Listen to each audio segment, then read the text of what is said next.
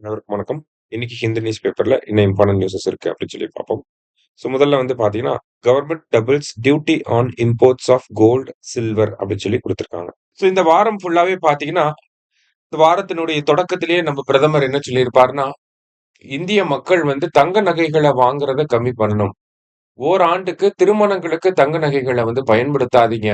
ஒத்தி வச்சுக்கோங்க. கொஞ்சம் தள்ளி போடுங்க தங்கம் வாங்குறத அப்படின்னு சொல்லியிருப்பாரு.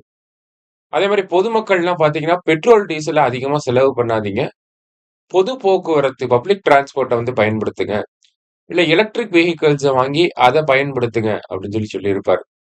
நிறுவனங்களும் பாத்தீங்கன்னா, கோவிட் பெருந்தொற்றின் போது ஊரடங்கு அப்படிங்கிறது போடப்பட்டிருந்துச்சு.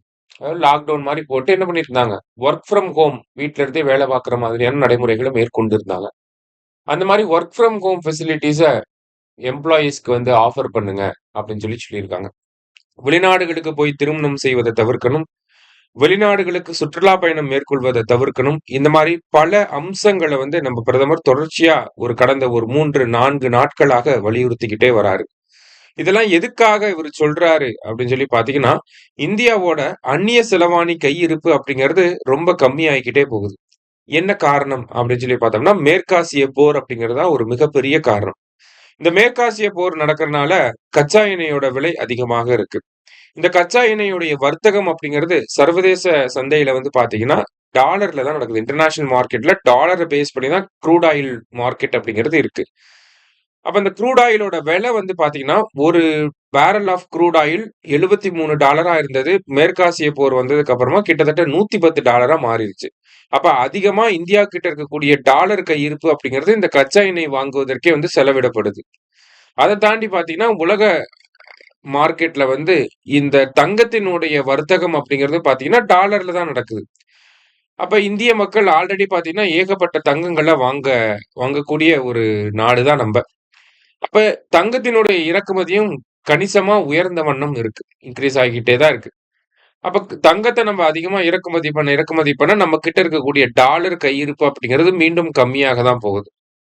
அப்ப இதனால என்ன ஆகும்? டாலர் கையிருப்பு இந்தியா கிட்ட இருக்கக்கூடிய டாலர் கையிருப்பு கம்மியாகுறனால என்ன ஆகும்? அப்படின்னு பார்த்தீங்கன்னா, இந்தியாவுக்கான அந்த இந்திய ரூபாயின் மதிப்பு அப்படிங்கிறது பாதிக்கப்படும். டாலருக்கு நிகரான இந்திய ரூபாயின் மதிப்பு அப்படின்னு சொல்லுவோம் இல்லையா? அந்த டாலருக்கு நிகரான இந்திய ரூபாயின் மதிப்பு அப்படிங்கிறது குறைய தொடங்கும். ஓகேவா? அப்படிதான் நேத்து மே 12ஆம் தேதி டாலருக்கு நிகரான இந்திய ரூபாயின் மதிப்பு அப்படிங்கிறது 95 $1 இஸ் ஈக்குவல் டூ ரூ. 95 போயிருச்சு. அப்ப இப்படி அந்நிய செலவாணி நம்ம கையில இருக்கிறது வெளிய போக ஆரம்பிச்சது அப்படின்னா, இந்தியாவோட பொருளாதாரத்துக்கு ஒரு மிகப்பெரிய பாதிப்பை ஏற்படுத்தும் அப்படிங்கிற காரணத்தினால தான், நம்ம பிரதமர் இந்த மாரியான ஒரு கருத்துக்கள சொல்லியிருப்பாரு.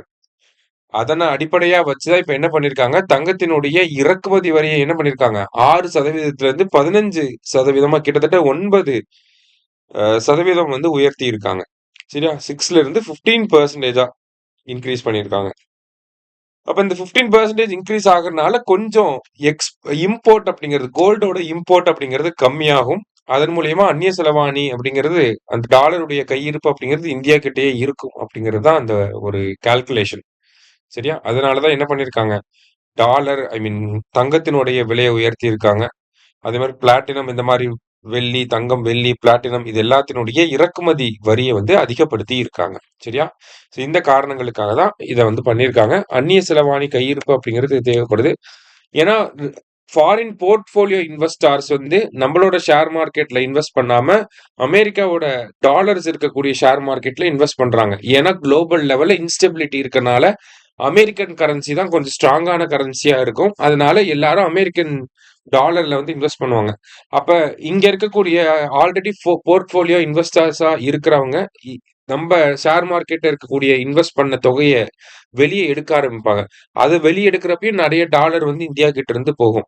அத நம்மனால ஒண்ணும் பண்ண முடியாது. ஆனா நம்பளோட எக்ஸ்பெண்டிச்சர கம்மி பண்றதன் மூலியமா நம்மளோட டாலர் கையிருப்ப தக்க வச்சுக்க முடியும். அந்த ஒரு நடைமுறைய தான் அரசாங்கம் மேற்கொள்றாங்க. சரியா? ஸோ இது பியூர்லி பார்த்தீங்கன்னா, நம்மளோட ஃபாரின் எக்ஸ்சேஞ்ச் ரிசர்வ்ஸ காப்பாத்துறதுக்கான ஒரு முயற்சி தான். ஸோ இன்னைக்கு நியூஸ் பேப்பர்ல முக்கியமான 2 விஷயங்கள பார்த்திருக்கோம். நன்றி.